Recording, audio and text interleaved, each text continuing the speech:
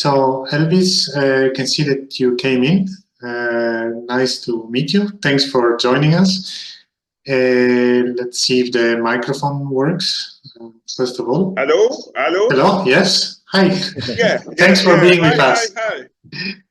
So I am so sorry. I got mixed up with time. No worries. I got completely mixed up because I was in Addis Ababa, and then I came to Ouagadougou, 3 hours difference, and then I got a bit mixed up with which is the East African time, the West African time. Yeah.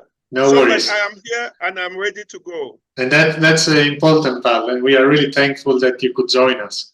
So just for the audience to know who you are, Elvis Paul for Tangem.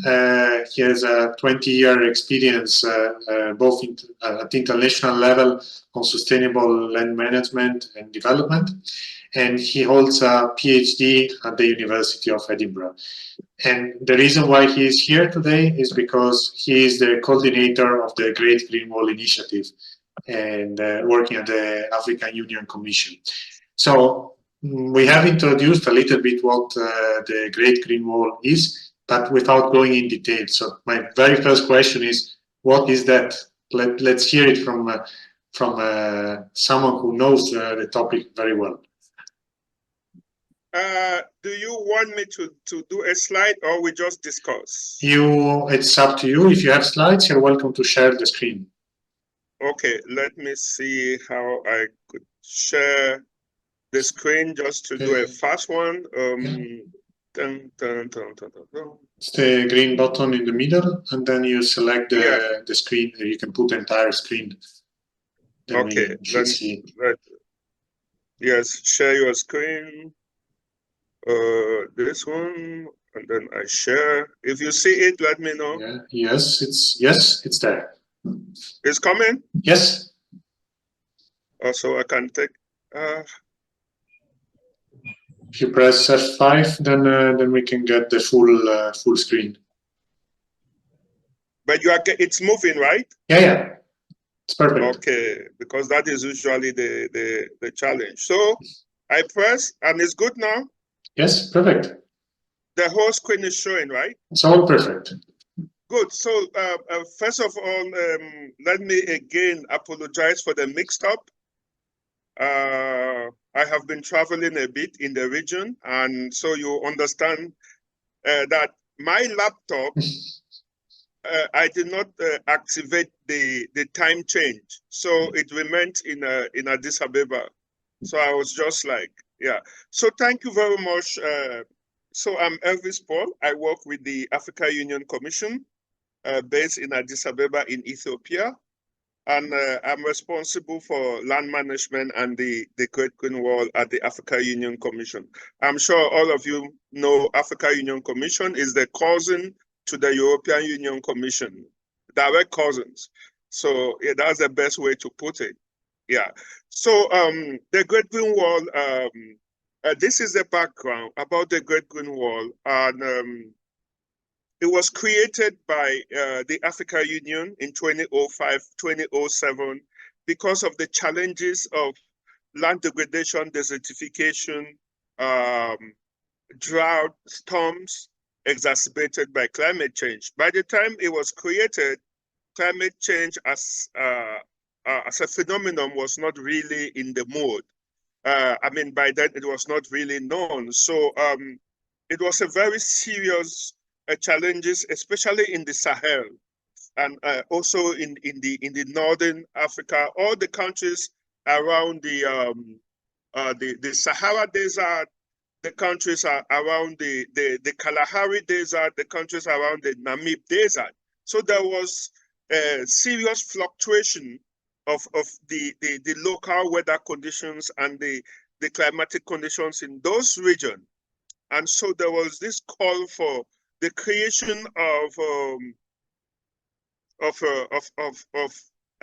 Pan-African common initiative that countries could work together to combat this new phenomenon of extreme weather conditions and the caprices of nature that was inhibiting development it was inhibiting development, leading to compromising and jeopardizing all the efforts that the countries were making in development, leading to conflict on natural resource and climate-related conflict, migration, extreme poverty, malnutrition, famine, and all that you can think about. And I think it's very important that we look at the incident of migration, because I know you in Europe, you see this flux of young Africans, you see them on TV, and it has become, has a very negative connotation with extremists saying that Africans want to invade the whole Europe and even change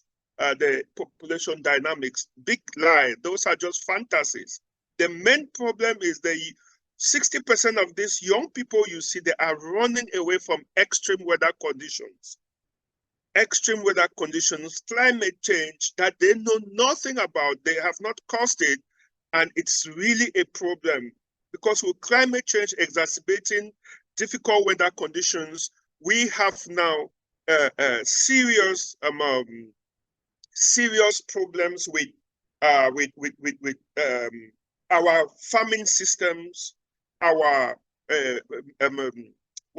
pastoralist systems, our migratory route, and all the challenges along it. And then if you want to see the biggest example of what extreme weather conditions, land degradation, desertification has done, seriously exacerbated by climate change, you just look at this illustration of the Lake Chad from the early 60s to the early 2000s. You can see how illustrative is it, from 25,000 square kilometers of water to having a shadow of itself today. And that area is one of the areas with the largest demographic indicators. The average family household in Niger Republic is between 5 and 7 children per family household. These are areas with the highest one of the highest numbers of animals. These are areas where humans depend on rain-fed agriculture and cottage industries for both their livelihood, for subsistence, and for wealth creation.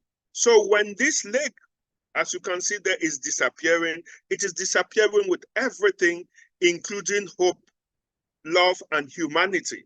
So that is why this area, they say the Sahel is vulnerable, yes, those are the truth, but that is not the whole picture of the Sahel. One of the things that I have to say is the Sahel, these dry lands were void of investment for a very long time. Since the empires, nobody was really investing in. During the colonial period, most of the investment were done in those areas close to the coast, close to where the plantations and everything was. So most of these areas lacked investment for a very long time. So there are also all of these issues that today we're talking about, you know, all the problems that you can think about, you know. And these areas have serious impacts. And this map shows you some of the patches in yellow, shows you the dry lands of Africa. And these Africa is made about 50% dry, and we have avoided it does not show the desert. It shows you just the lands that are dry and they have a possibility of being restored over a period, and that is where the Great Green Wall is. But it is also good to bring out this, that these are not only areas of poverty and lack, void of any resources. No, these are areas that are hugely, immensely resourced, from energy transition, renewable green energy, to extremely rich topsoils, rich in culture, rich in innovation, rich in everything, ecotourism potential. And one of the biggest, which is, as we said, is the demographic dividend, which means if Africa has the youngest population, the Sahel and dryland of the continent has the youngest of the youngest population in the world. So these are areas of high economic and development potentials. What has been lacking over the course of the years is the appropriate investment. So these are not very poor areas, and that is why the Great Green Wall was created, to build on the available resources in the area to see how we could make in situ development where the people can stay in their region, work for themselves, have a good life with no need to migrate or with no need for humanitarian intervention. But as we say with development projects, is better said than done. You know, and I think you must have been listening to my colleagues there. So the Great Green Wall, as a response to the challenges that I have shown you and to the opportunities that you have also seen, was developed as a Pan-African program by the heads of state to say we need to start focusing on these challenges as a continent, not as the countries, not as small countries that have been carved out and desiccated by the power that be. So the Great Green Wall was created to look into the issues of desertification, look into the resources, look into the challenges of conflict, migration, but also to look on how to build on the natural resources in those areas for economic and social development. So here you can see that I'm just trying to show the areas where we intervene. I told you the yellow areas, that is where we intervene. The red areas are what we call the hyper-arid. It's the various deserts. We don't invest in desert because deserts are very pristine and specific ecosystems that have been developed with time. So what we're doing is to avoid, as it was said from the beginning, the advancement of the Sahara Desert, both north and south of the region. So when you look as the different colors move, you see the areas where we are focusing on. You see up there you have the Sahara countries, down you see the Sahelian countries, and when you look at the sheer size of what we are dealing with, we are talking about just in the Sahel region, we are talking about 778 million hectares of land. That is the size of what we are dealing with in the Sahel region. And then when you come down to the Southern Africa region, we are dealing with 228 million hectares of land that we need to ensure land degradation neutrality. We need to ensure restoration. We need to ensure that that extreme weather conditions are inhabited, and that climate change is there's mitigation and there's adaptation to climate change. And in terms of all the population that we are dealing with directly, we are talking about between 360 to 400 million people that are directly affected, that the Great Green Wall is directly targeted. So if you put just the Sahel and the Southern Africa region together, you see that we are dealing with almost 1 billion hectares of land that we need to restructure, that we need to work on, to restore, to make them stable, to ensure that we can have the kind of development that is required for the kind of population that we have, which is dynamic, increasing, and wanting a better life. So this one is just to show you talking about the cost of restoring land on the continent. If you see that there's the WIR, the World Resources Institute, calculate 1 hectare of land per year at between $440 to $530 a year. So if you calculate that, we are talking at the midterm, our midterm, which is 2030, we were looking at 100 million hectares of land by 2030. You realize that that is how much it gives you, about 500 billion, 530 billion, 5.3 billion per year until 2030. Do we have that amount? We will see. It's not moving again. Hello? Are we together? Yeah. Oh, my slide is not moving. Okay.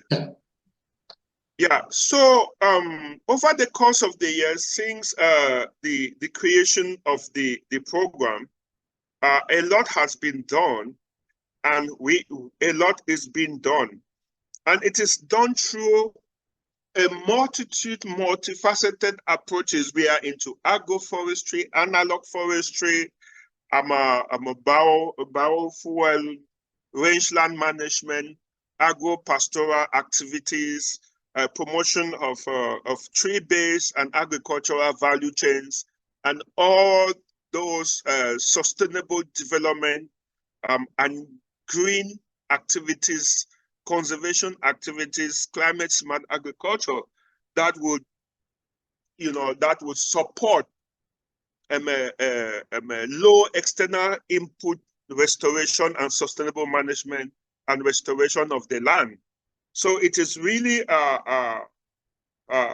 we really focus on the use of indigenous approaches and experiences to be able to garner the kind of support that we need.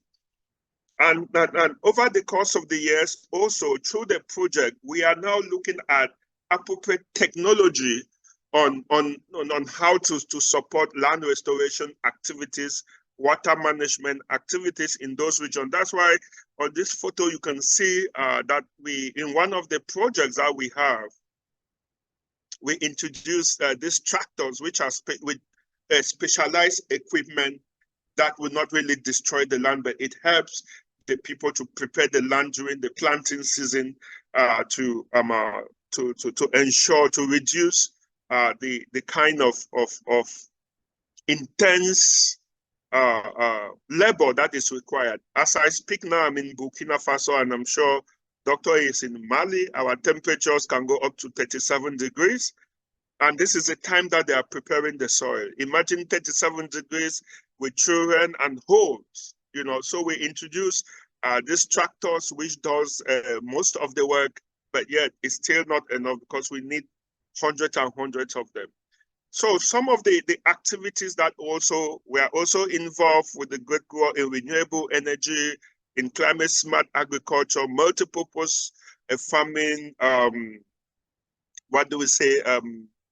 promotion of value change, and ensuring that the women, the children, the pastoralists, the ethnic, and those involved in specific economic and subsistence activities that are nature-based should be able we should be able to enhance and ensure that the activities do not cause greater harm to the environment. So these are some of the work that we're doing. This was during one of the training sessions with the tractors and the caterpillars to ensure that it is community-owned, based and community managed. Because the challenges we have is most of the big financing come from short and medium-term projects, and these projects will run for 3 to 5 years. What do you do after that?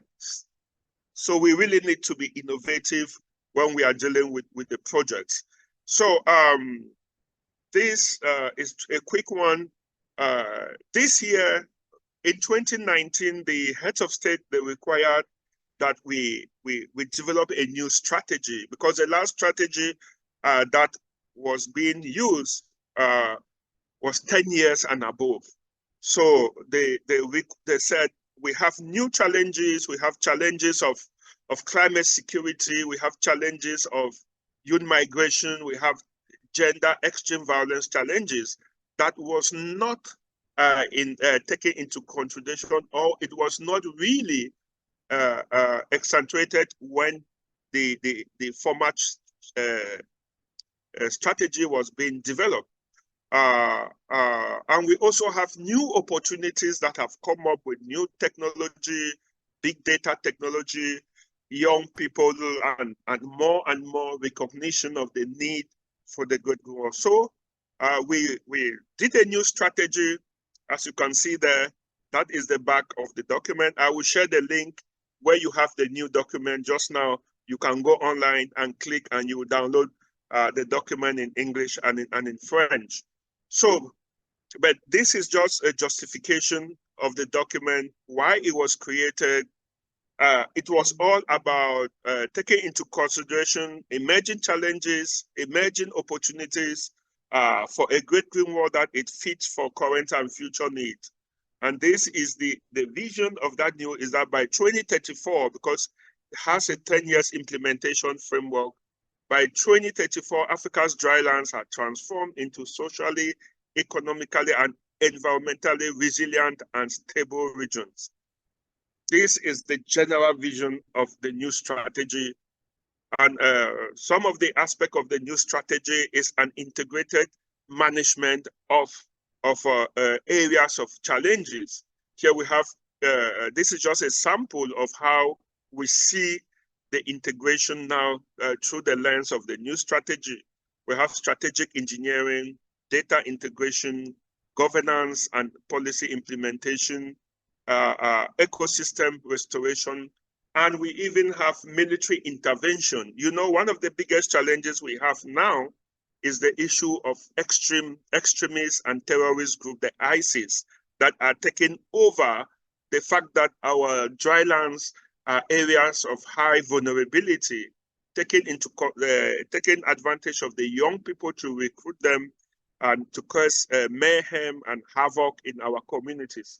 So we have military interventions all over with the NATO and all the other international development partners. So we need to make sure that even the military intervention has the lens of climate adaptation, mitigation, and land restoration in mind. It shouldn't just be hard intervention, because studies have showed that hard military intervention has not worked.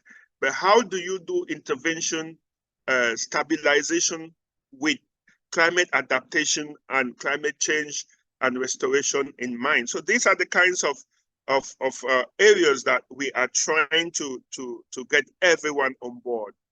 So in terms of conclusion, it was all about looking into various aspects, the issue of One Health. How do we all come on board to work for the Great Green Wall? How do we take into consideration the issue of zoonotic diseases? We know what the COVID pandemic did to us a few months ago, and we've not yet recovered. You know, so in a nutshell, the Great Green Wall is not about tree planting. Trees, of course, are very important activities when it comes to the Great Green Wall, but it's not about tree planting. It's about sustainable management. It's about employment. It's about wealth creation. It's about general sustainable development at the global level, climate mitigation and adaptation, resilient building in those communities that are facing challenges. So thank you very much, and I will share the link to the new strategy with you now on the chat box. Thank you. Thank you very much. Sorry for being a bit long. Yeah. No worries. It was very interesting, and you can also send me the link afterwards so that we can include it in the conference material, in the webinar material afterwards. Okay. Exactly. So, do we have any question for Elvis? Let's see. I have the same question for Elvis as for Ibrahim. Thank you for a very, very great and thought-provoking presentation, Elvis. It was there were some points there that I like the proactive approach. That's an important word. My question before was that a lot of young people are being trained for these new technologies, and to me, the tree planting and the choice of vegetables and the life is technology. And so training is education. Do you train the people to also go forward and train more people where they live? To like rings in water of training. Exactly. Right. Training, capacity building and training is a very important part of our work. We train people in every aspect, and we do knowledge management, you know, to ensure that training is endogenous. We make sure that we use what we call andragogic training format, where it is peer-to-peer learning most of the time. But we have the classical training where we do as much as send the young people, send M&E officers, send young people to China, to Europe, to Israel, to go and learn a new technology. And through our cooperation with various partners, training is very, very important, capacity building, because as you can see, the challenges are changing every time. The challenges are changing every time, and they require new and innovative approaches. So training is a huge part of our work. As right now I am in Ouagadougou, we are training some of our national directors on a new platform on how to manage reporting, data collection, management, and sharing of best practices. Yeah. I was shocked that the price was so low. It seems you can buy world peace 8 times over for one UEFA football cup. Exactly. That's a really good bargain for world peace. I like that. Exactly. Yeah. And a lot of important lives, no one left behind. Yeah. Is equally important. I like that. Thank you for your presentation. Thank you so much. Yeah. Is there any other question? I have one meanwhile. When I was preparing the material, I saw that there are also other places in the world where the green wall initiatives or similar are being implemented. So China, India, for example. Do you have any interaction with these realities? And if so, how do you exchange information? Exactly. As we speak, yeah, we are working, we are now developing very close relationship with China. A few weeks ago, we were in what they call the northern regions restoration initiative, or what they call the Great Green Wall of China. We are really with them, and we are working with them in terms of, you know, looking at especially knowledge sharing and technological transfer. We are really working with them to ensure that that we are harmonizing our work together. So yes, we are really working with them, especially with China, but also we have new programs like the Middle Eastern Greening Initiative, which was inspired by the Great Green Wall, where the Saudi Arabian government and all the regional the dry lands of Arabia have looking at the Great Green Wall, and they have started another initiative. Even in Mexico, we have also started a similar initiative to bring unify all the states that are affected by desertification to work together. And we also had activities in Haiti and also in Fiji, where they through the ACP, the Africa, Caribbean and Pacific Organization Secretariat, we are working with them. So yes, we have a global partnership, and we are fostering that partnership because, as you know, climate change know no bounds. What is happening in Chad, as you know, is affecting people in California, people in the Amazon, and people in even as far as Florida. When the dust storm starts from Chad, it's causing growth and specific ecosystem in the Amazon. You know, so it's a global system, and we can only do it successfully through a global approach and global partnership. Yeah. Great, thanks. And then also, I could see that in 2021, it was announced the Green Wall Accelerator with additional funding. Has that brought any acceleration to the project?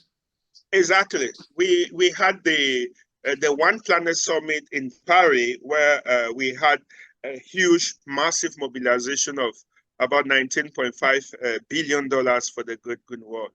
And the Great Green Wall Accelerator was created to push, to follow up investment and mobilization of those funding. It has really helped. Currently, we have been able to get about 60% of that amount to invest. But the cash is the money, all those funding was a huge part was bilateral negotiation. So many a time when countries are faced with challenges, like at the time we're facing the huge challenges of COVID, countries were still recovering from COVID. So some of the money went into other areas that are periphery to the Great Green Wall. But all in all, a huge amount of that money is being invested into agriculture and into many other sectors. Yeah. So the accelerator have really done well for the Great Green Wall. Yeah. Thank you very much. Any more questions? Yes, Anna? Also, thank you very much for this presentation, and I think I can speak in the name of many of us. Thank you for doing it, because as you said, all the ecosystems globally are connected. So any one area which is being green now is already, for all of us, it's already something very, very special. Especially that we can see people chopping down trees in many other countries and, you know, not caring about the climate. Thank you for doing this for all of us. And then I have a small question. When you mentioned the terrorists in the region, okay, in different countries, there are different groups of terrorists or military people who are very violent, more or less, bigger or smaller. Do you see that? Can you observe that you can have a dialogue, or at least can you see with your own eyes that the Great Green Wall as an initiative, as a project, as green area and sustainable management, does it make a change in terms of this violence of people who I understand are probably frustrated, they have their own visions for the world, but can the Great Green Wall really kind of settle down the situation in some areas? Is it really helping for this? That was, I hope my question was really... Your question is very, very clear, Anna, and it's very important, the question, because most of the time people don't do linkages. People don't see the synergies between one action and the impact that they are creating. People look at, okay, this is land degradation. It has nothing to do with health. It has nothing to do with food. It has nothing, you understand? But I will tell you, you cut down one tree that was providing, for instance, for shading, that was protecting watershed in a community. You have brought down that community. People will leave that community because the water will dry off. As I said, temperatures now between March and May goes up to about 47 to 50 degrees. Imagine what it does to natural, the ecosystem. So yes, I will give you an example. When we working in the communities in Niger, in Tilaberi, in Zander. Even Zander is one community region in Niger, which is the access to is the main migratory route, is the last settlement or the last city where all the migrants, potential migrants that want to go through the Sahara Desert unite, get their things sorted, and that is where the passers, those middlemen are. So we had a program to tackle those areas. As a Great Green Wall, we were engaging this youth into tree planting activities, into fencing activities, into preparing the soil, and some of them who were just migrants who were going, finally realized that, oh, if I go back home, I even just engage in gardening, I can make a lot of money. If I go back home and I engage into other activities, there's a possibility of making money on the soil. If I go back home and I engage in just using my mobile phone to sell vegetables online, to sell beef online, to sell my animals online with my grandfather there in the community, I will have no need to join the Boko Harams, the ACME, the Al-Shabaabs, and all those groups that are using the vulnerability of the young people to recruit them into those activities.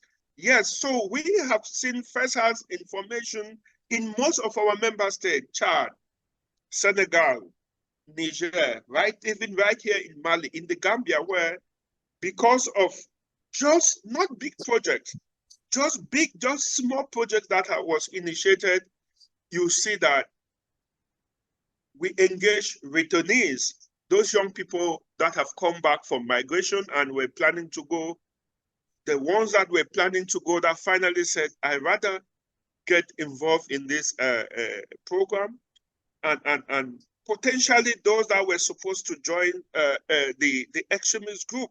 And many, if you watch, there's a Great Green Wall documentary, a long one that we did with one of our Malian artist, musician, Ina Moja. If you go on YouTube, you will see it. We talk with young people that were involved in Boko Haram, where they were crying and say, it's because I don't have anything to do. Give me something to do and I will stop going around causing mayhem and havoc in our communities. Yeah, there are a lot of cases where young people involved, educated, trained, and sensitized, they stop engaging in risky business, risky migration, and they become champions for restoration in their communities. Yeah. So there are lots of good examples like that. Thank you. And if you will have the chance to share the link with us, that would be definitely interesting material for people to watch. Exactly. There might have been a question from Del Latitude. I don't know what your name is, but yes. So please go ahead. And then that would be the last question for Elvis. Then we can move on. Otherwise, we run out of time. Yeah, please go ahead, the latitude. You will get a balloon saying the host is trying to unmute you. No, Daniel. Yeah. Yeah, sorry, that was from us here. Oh, okay, perfect. Okay. Yes, then to confirm, is the Great Wall Initiative part of the Global Greens? Two, as we all know that Uganda is hosting a lot of refugees from all over Africa. And for us, like environmentalists, our environment is at stake because these people are supposed to cook. So we look at Uganda as one of the countries that is really going to be affected in the few coming years with our forests going down for the refugees to get food. My last question inquiry was, is Elvis and the team trying to see how East Africa or Uganda can be included into the Great Green Wall, because the effects are coming, and as you all know, it's not about which country is cutting trees, but it's a global concern. Thank you. Exactly. Thank you for that question. Yeah, firstly, I will tell you that for the past 2 years, we have just included Somalia. Somalia requested to join, and we've done the processes, and Somalia now is fully on board. Last year, I was at the East African Legislative Assembly. The East African Legislative Assembly, where they said they wanted to hear about this Great Green Wall, they want to see what is happening, and we made a presentation there with all the legislatures, all the elected honorable members of that house. And we had a roadmap where we were going to get South Sudan, Uganda, Kenya, and the other members to initiate the processes of coming on board. Yeah, so we did that, and now Kenya is very much, pushing, because their head of state started the 15 billion tree planting program, and so they saw the Great Green Wall as a viable platform through which this head of state engagement can be implemented. Yeah.